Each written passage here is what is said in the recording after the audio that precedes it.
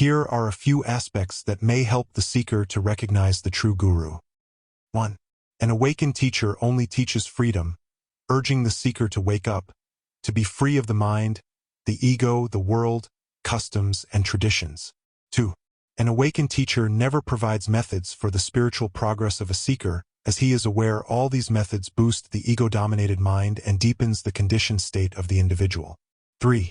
An awakened teacher can only be your lighthouse, casting light on your path, but you must understand it and walk your own path.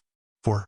An awakened teacher never joins the expectations of the ego and mind, so he will not be anyone the seeker images him to be. Now you know 4 tips to awakening.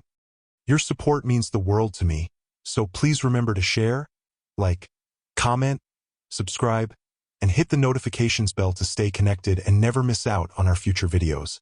May your journey be filled with blessings and profound enlightenment.